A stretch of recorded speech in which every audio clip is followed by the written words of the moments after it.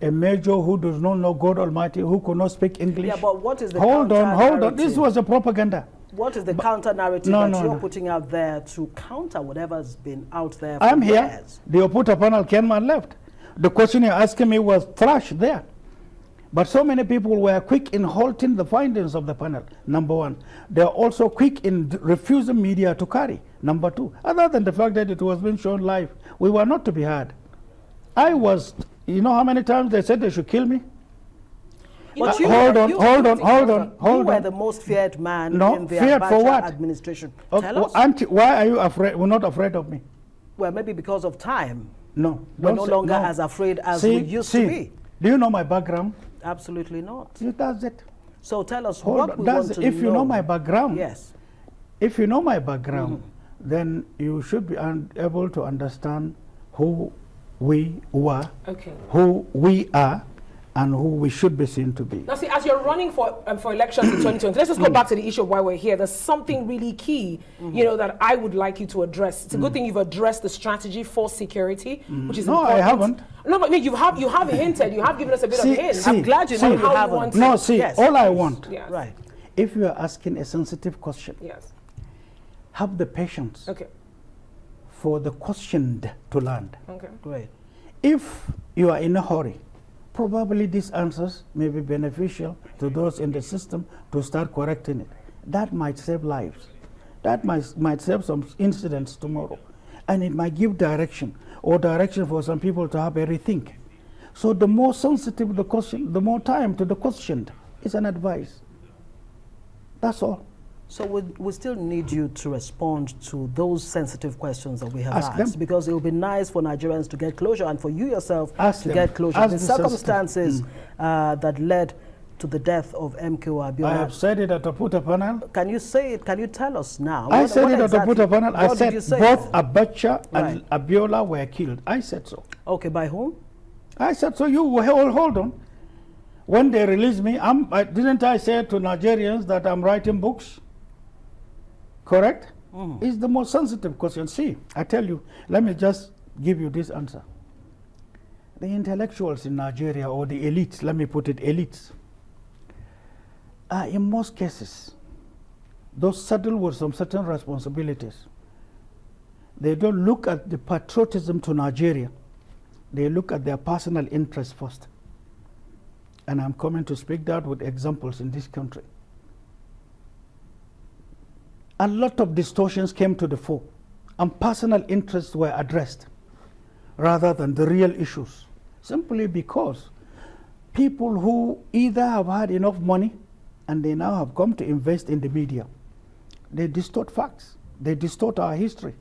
And such misgivings, to some of us, the way we see it, are actually what has kept many Nigerians ill-informed out of realities on the ground. One of the reasons why some of us are in politics today. I tell you, anything you hear me say that I said we can do it within a certain time frame is doable. But for you to do it in Nigeria, you should be prepared to fight some certain forces. And unless you don't know these forces, unless you know these forces, you can't succeed. Do you know those forces? Hold on. There is a government in place today, correct? I'm giving an example, and I'm daring to make this response. Before this government came to power, there were a lot of promises. It is one thing to have the promises and to have laudable projects or intentions on what to do for a country. In Nigeria, you have to do it in a reversal order. Meaning, when you come up with a policy, you should equally sit back and work out a certain policy, protective measures that will guide and protect the policy to a logical conclusion of its execution for the common good of Nigerians. If you don't do that, you are wasting your time, and you are wasting your own time and that of your country. The intention is good, but in Nigeria, unless you understand the system. See, it is only in Nigeria, the very second you have sworn a leader, in that very second, clock will kickstart on how to get him removed out of office. We have to know our country. We have to know the peculiarities of the environment we found ourselves.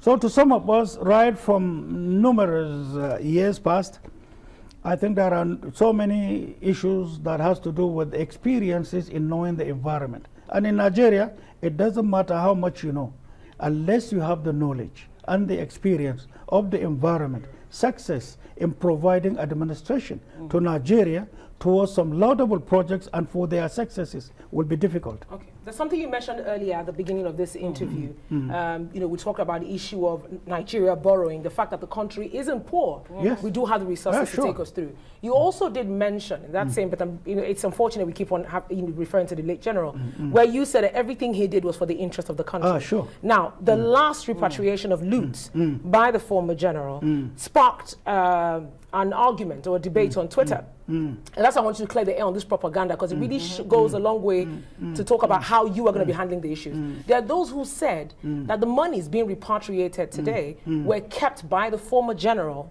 for the interest of Nigerians. So at a point you're talking about leaders carting away funds. How do you see that? Up until I regained my freedom in 2014, yes, and the press conference I gave in Ikeja, yes, people were not aware. Okay.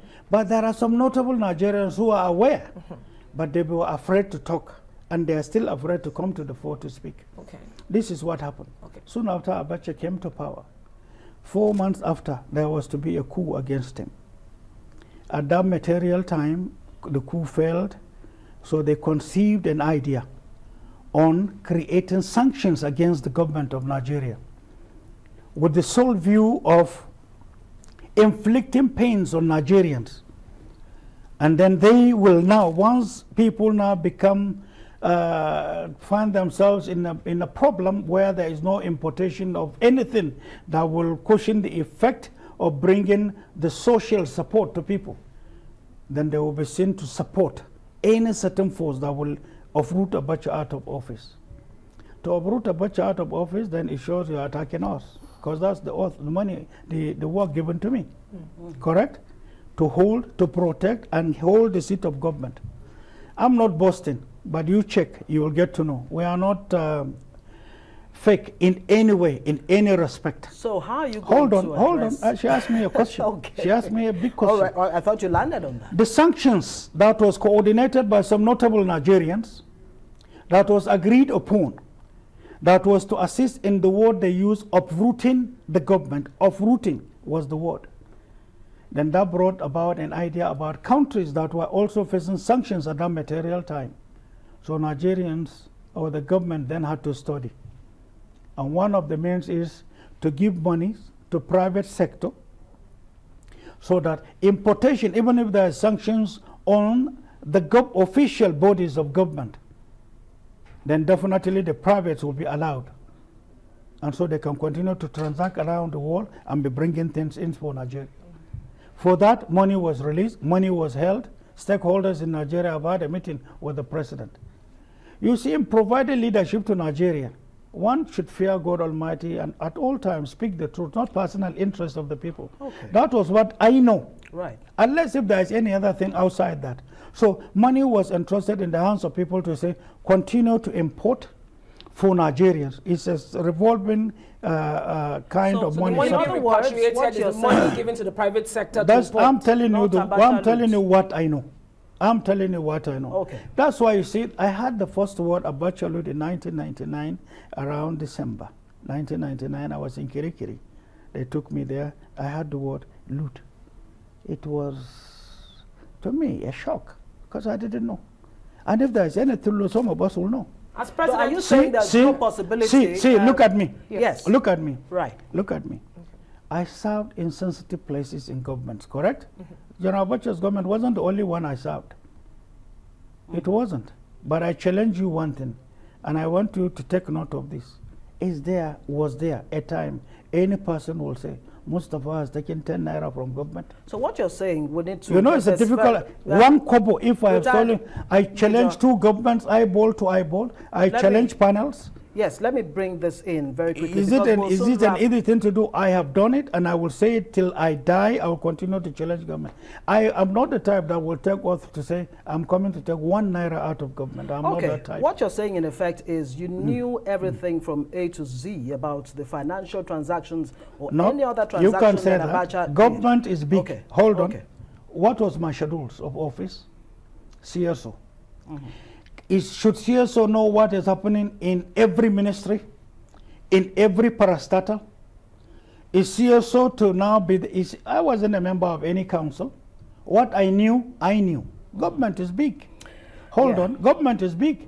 Can I, for example, sit down to say that all the ambassadors serving Nigeria from Ministry of Foreign Affairs, all their activities are known by Mustafa? Is it normal? Yeah, but the statement you made appears to me like you appears to you knew everything. No, but let's talk about security very quickly. We'll have to let you government go very is soon. big, right. So for you to say I have known all that happened in government is wrong. What I knew, I told this country. What I knew was what I stood for. Okay, now how willing, how ready will you be and able will you be to step on the sensitive toes that you sort of like referred to earlier in dealing with insecurity challenges that Nigeria faces? Because you've been quoted as saying that you know these people who are behind the insecurity in Nigeria. Are you willing even to name them? Oh, yes.